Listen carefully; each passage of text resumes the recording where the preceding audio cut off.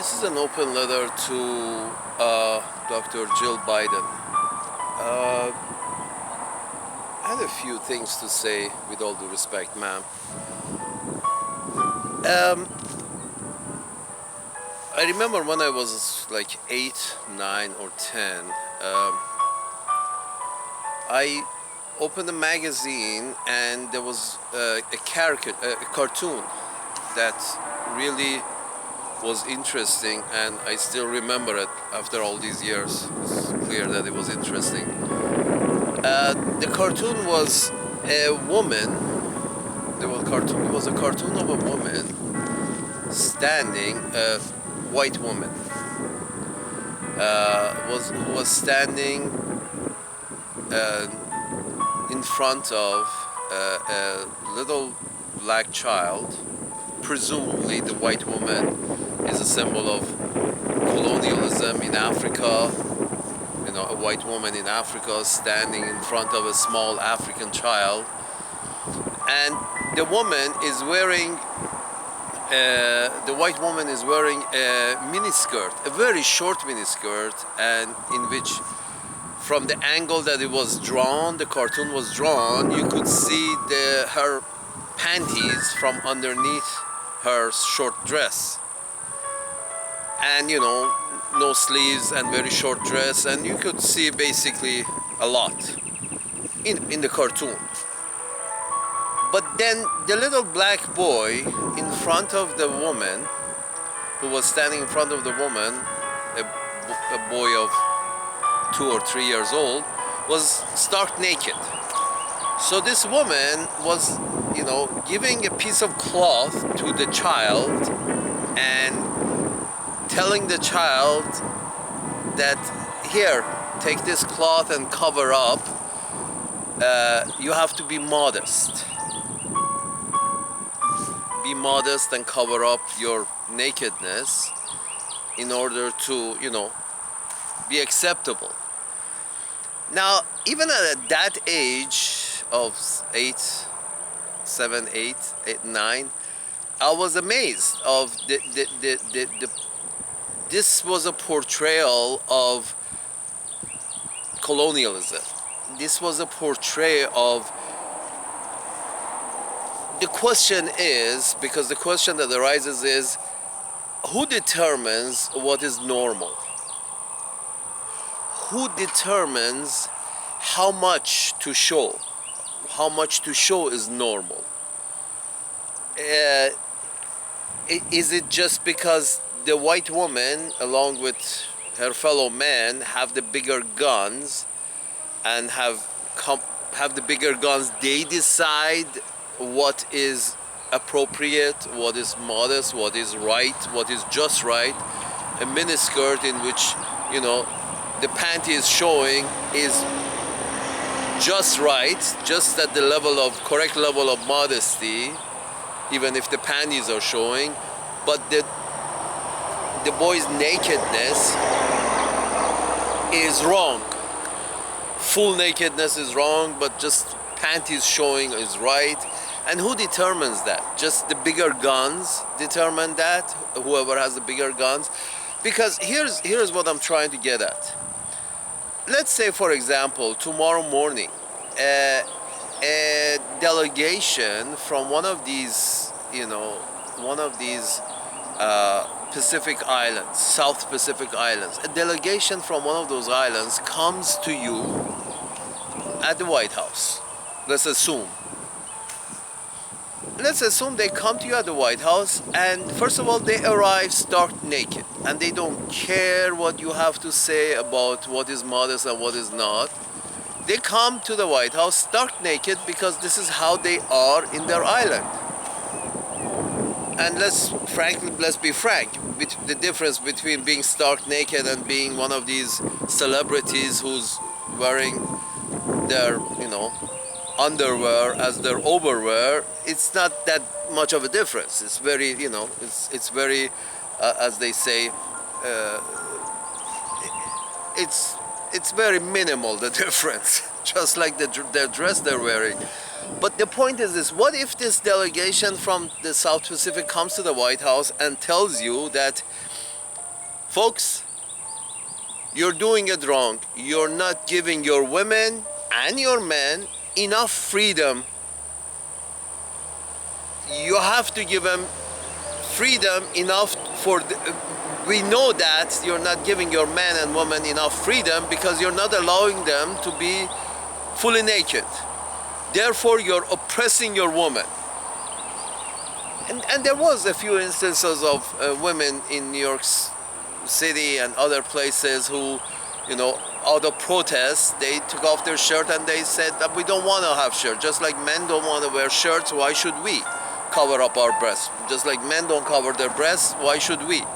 So my point is this, that how would you react when this delegation of Pacific Islanders come and tell you that you are doing it wrong, you're not giving your females enough freedom, you're insisting on covering some of their assets, therefore you're not giving them enough freedom. And you're wrong and you're backwards and you're primitives and you're out of line just because you're not allowing your people to be absolutely free and to the point of being naked just like them, because they believe that's the right way, that's absolute freedom should be given. If people want to be absolutely naked, should be naked. So I'm saying, what would your reaction be? Because I'm saying this because you have to contrast this with the way you look at countries which, based on their culture and their history, right now they are at the point that they require more their women to cover up more. Here is the problem. The problem is we all think we are at the apex we all human beings think we are at the apex. If you go to the most backward village, the most primitive village, not backward, but primitive village in India, and you see a man approaching you with bare feet and, you know, with very limited knowledge, he will look at you and he will smile at you, and at first you think it's a smile of friendly smile, but the smile, the way he's smiling at you, eventually you will find out that that smile means that he sees himself above you, in the apex of humanity, in the apex of life. He sees himself at the apex. The problem is this, ma'am. We all think we are at the apex. Culturally, traditionally, historically, we all think we are the best, we are at the apex, and everybody else is below us. The Pacific Islanders, if they come stark naked and tell you you're not giving enough freedom to your people, it's really because they think they are at the apex. And you telling some of these more traditional nations on this planet with longer histories, which require more covering up of the physical, you look at them as you being in the apex and they being more primitive. So this is nothing new. But for you guys to insist in the West that as soon as you recognize something, as soon as you're doing things in a certain way, everybody else in the world have to follow,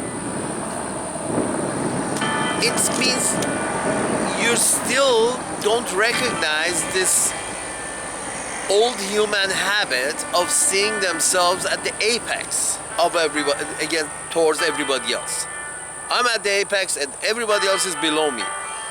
Now this is acceptable from that backward villager in India who sees himself at the apex and me below him because he's Hindu, because he's from upper caste, although he's butt naked and barefoot, he still sees himself above me because of, you know, even if evidence are not there that he's above me, but he's still in his mind, he thinks he's above me. And I see myself above him. This is what human beings are. But you guys have to recognize this already. You guys, if you are actually, are as knowledgeable as you pretend to be, you guys should have already figured this out, that no, we are not at the apex, and not everybody should follow us at the same time, whether be it with women's covering up, with women's right, with gays' rights, with this right, with that right. Just because we have figured it out at this point that we are comfortable with transgenders doesn't mean that everybody else in this planet has to be at the same place at the same time as us and recognize the transgenders. Or women having this much right, being, having the right to wear a miniskirt but not having the right to be fully naked. It's you have decided you're at this point in your culture. And frankly, I'm with you. I am with you. I accept that this is where I like to be in my lifetime. This is the kind of culture I like to be involved with. But many in this world have not, do not. They're comfortable with where they are in their cultural evolution with regards to their women's rights, with regards to their gay rights or lack of their, with regards to everything else. They culturally, they are comfortable with where they are. This idea that we are going to, use this, that your culture is not the same as us, you don't recognize the same rights as we recognize for our minorities or our people of our society, just because you don't recognize those, somehow you're more primitive. You should be beyond that, because I'm assuming you understand.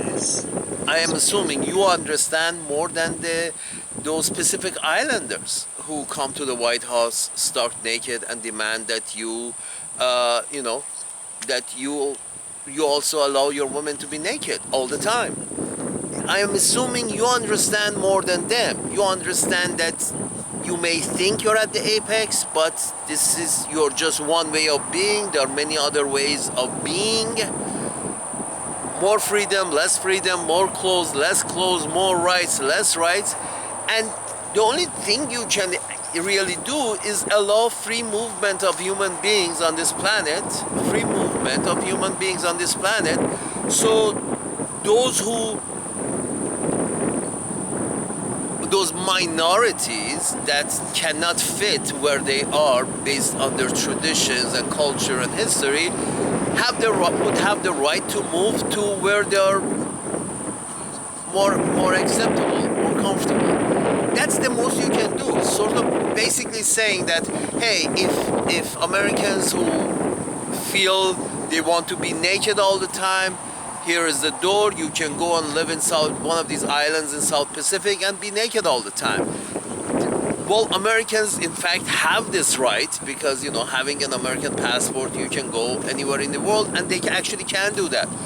But you can do the same thing. If you can allow the same thing for other countries. Let's say, hey, if you're gay in such and such a country that they don't accept you, you can come and live in our country, we accept you. But this idea that country has to change to meet your norms, that's ridiculous. Using human rights as a way of pressuring countries, human rights, gay rights, women's rights, whatever, which are rights based on your culture at your time where you are, at the point of your cultural evolution. These rights are recognized at your time and place, not at their time and their place. So embargoing them, sanctioning them, pressuring them, trying to get leverage on them by trying to tell them that, okay, no, you have to behave exactly as us. That's just a non-starter. That's exactly equivalent to that naked South Pacific Islander coming to the White House and say, you should be exactly where we are, stark naked. You have to allow your people to be stark naked all the time, or else you're oppressing your people. That's silly, right? So telling the rest of the world that you're oppressing your people if if you don't allow them to wear miniskirts, then that's exactly the same thing. You're oppressing your people because you don't allow them to wear miniskirts in public. So therefore we're going to sanction you, and you're bad people, and you're primitive, and you should be changed. You see how ridiculous the idea becomes, and then it reaches to the point that says, okay, whoever has the biggest guns determines exactly where everybody else should be, culturally and otherwise. That's colonialism. The colonialism is that we are at the apex. You all think you're at the apex, but because we got the biggest guns, so we actually prove to you we are at the apex by forcing you to live like us, to have the same value system as us, although your value system at this point in time is really not like us, but we're gonna force you to be like us. Why not just accept those minorities that don't fit in their system into your system and let them be the way they are until eventually they evolve as well? You see, there is no question that they will evolve. That's inevitable. They will change and go wherever majority of their population wants to go. But this idea that we have to pressure other people in order to make them look just like us, that's colonialism. That's actually, it's not colonialism. That's a pretense to colonialism. The idea that their religion is not as good as us, so we have to go and Christianize them. And that was the idea that was sold. That was not the purpose of colonialism, but that's how colonialism was sold to the public. The idea that their system of government is not like us, it's not as good as us. We have to go force our system of government, supposedly democracy, on them. This is how colonialism is sold to the public. The point of colonialism is money and wealth. We have to go take the land over to extract the wealth from their land into our pocket. That's the point of colonialism. But on the surface, how you sell colonialism is that we have to go give them our religion because it's the best. We are at the apex. We have to go force them into our religion. Again, the way you sell it to the public is that we are civilized and they are not civilized. We have to go civilize them, force our civility onto them, and this is how you sell it to your public. But again, the object is going and taking over their land, and extracting the wealth into your pocket. How you sold colonialism is that we have to go fight communism because their form of economy is wrong and our form of economy is right. We are at the apex, so we have to go, and this is how you sold attacking communism to your public, correct? For 100 years, you kept attacking East Asia and South Asia and all over, and Central America and South America under the pretext of fighting communism. It was colonialism, just fighting, trying, but you sold it to your public as we have to go and, because we are at the apex. Capitalism is the best form of economy. It's the apex of economy. So when we are at the apex, so we have to go and fight them and convert them to our form of economy, force them to convert to our form of economy. That was the pretext. Again, because the public, all human beings all over the world, including your own people in your own country, think they're at the apex. Capitalism is the apex because this is my system, because I was born into it. Christianity is the apex because I'm Christian. This idea is very easily sold to the public, that we are at the apex and we have to go and force them to be just like us. whether be it our religion, whether be it our economy, whether be it our form of government, democracy, whether be it our civility, we have to go. This is how you sell colonialism to your public. But we all know that what's really behind the force behind colonialism, the real reason behind colonialism is wealth. How we can put that wealth into our pocket.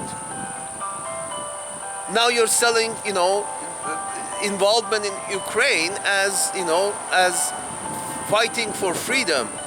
No, this is again fighting for democracy or freedom or democracy. Again, seeing yourself as the apex, that form of government which is you have, democracy is the apex, and everybody else who is not is below you. So you have the right to attack them, to convert them to your form of government, convert their form of government to your form of government. That's the pretext. But the reality is this: the fight in Ukraine is who has the right to the wealth of the Ukrainian land, the East or the West? Who has the right to the wealth of Ukrainian land? BlackRock or some fucking Russian oligarch? Which one? BlackRock's, Vanguard or State Street, or some groups of Russian oligarchs and banks, or Eastern oligarchs or banks? Russian, Chinese, whatever. So the whole fight in Ukraine is over who has the right to the Ukrainian wealth. It's not about, but this is how you're selling it to the public. We are there to fight for democracy because democracy is the apex of governance, and we know that because we are democracy and we are at the apex. Again, back to the goddamn Indian villager who thinks he's with bare feet, looks at me and thinks that he's above me for some godforsaken reason. Because he's Hindu and I'm not, because he's an upper caste and I'm not even a Hindu or a lower caste Hindu, because he's darker skin apparently is better than the lighter skin. For whatever the hell reason, that primitive Indian villager also thinks he's at the apex. And you're selling to your public that democracy is the apex because we are at the apex. Because every human being thinks they are at the apex. Folks, these wars and these killings just for, so BlackRock can benefit as opposed to some Russian oligarch. I think negotiating table, just like you make a business deal, I think negotiating table is the best way to go. Because it is actually a business deal gone wrong. War is when business deals go wrong.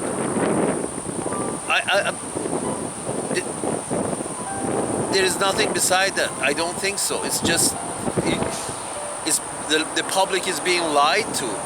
Both on that side and this side. All sides are lying to the public that this is about more than wealth. And who owns the wealth? Who owns the right to the wealth in that area north of the Black Sea? This is just that. Who has the right to the wealth lying north of the Black Sea? Whether the West or the East. And frankly, common people really wouldn't see that wealth anyway. Neither in the East nor in the West. The common folks will not see that wealth anyway. But the common people have to go to war and die, and then eventually may end up in a nuclear war, which we all die, because the big boys are fighting over who has the right to the wealth north of the Black Sea, or south of the Persian Gulf, or north of the Persian Gulf, or north of Africa, or Central America, or South America, or East Asia. It's just about the big boys not agreeing who has the right to the wealth.